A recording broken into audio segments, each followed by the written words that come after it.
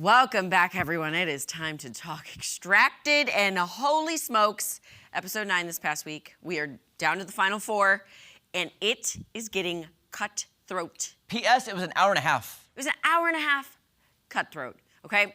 So, like I said, we had the final 4 to begin with. Jared, Megan's dad, he comes out to talk about being mean to Abby. Yes. And that was Woody's family.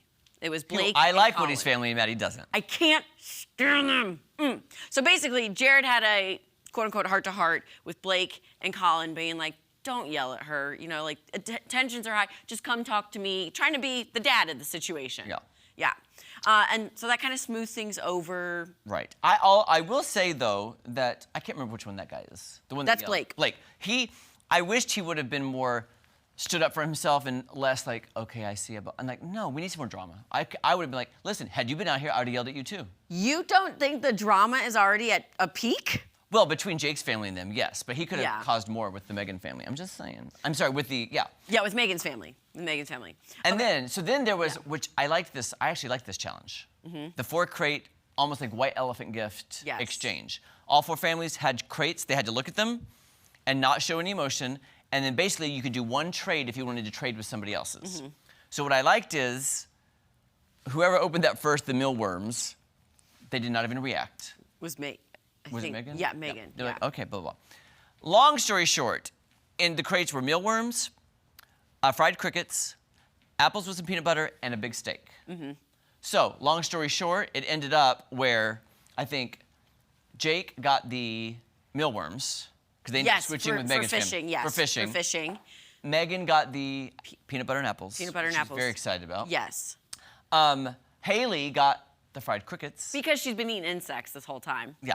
And then Woody got a steak. And I will say I'm very embarrassed about what happened. That poor steak in all the ways. I am so embarrassed. Yes. He acted kind of like a little 2-year-old. Thank you. Just like the people at HQ on his team act like 2-year-olds. So here's the thing, Maddie. I know you probably don't like, I love a good medium rare steak. Okay? So that means really it's kind of seared on both sides and it's pink in the middle.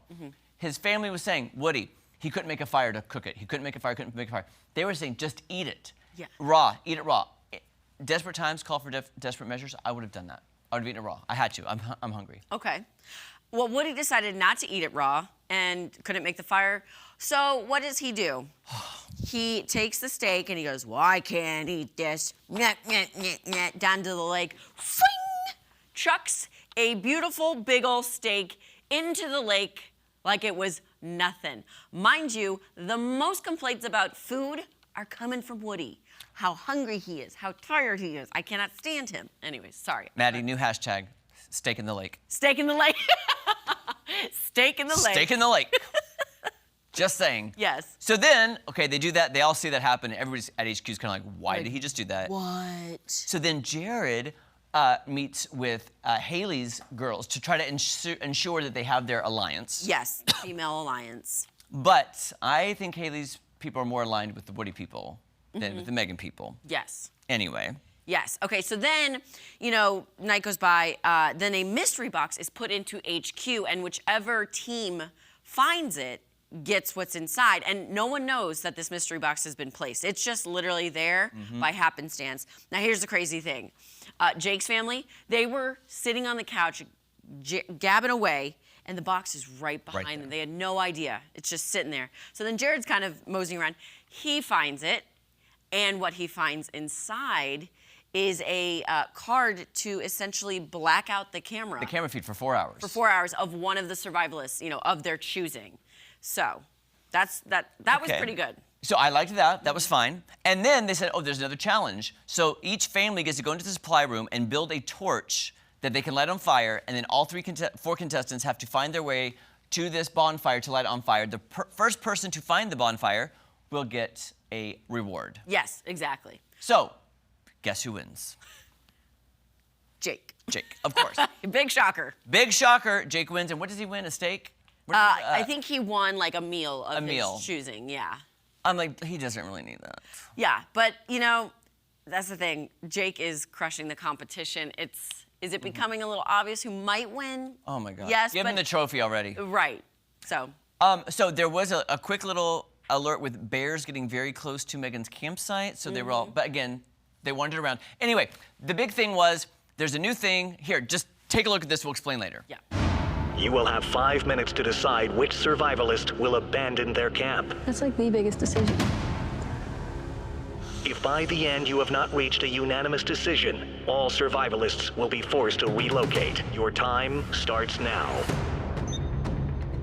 Who has the best skills to do this? The strongest competitor, which is Jake.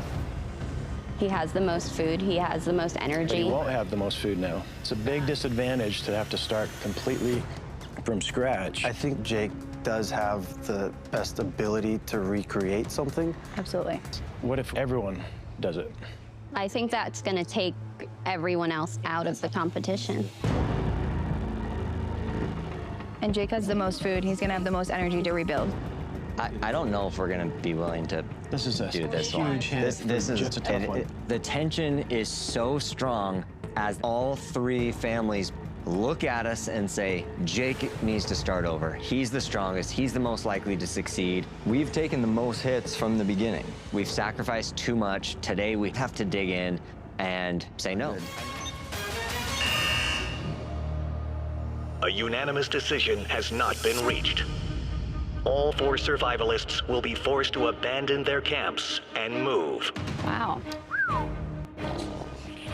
Well, here we go. It sucks for everybody Sucks now. for everyone. Yeah. Okay, so basically I gotta say, hand Jake the trophy, he's gonna win. The finale's next week. Yep. I'm over it. We shall see. All right, Tom Schmidt, get in here.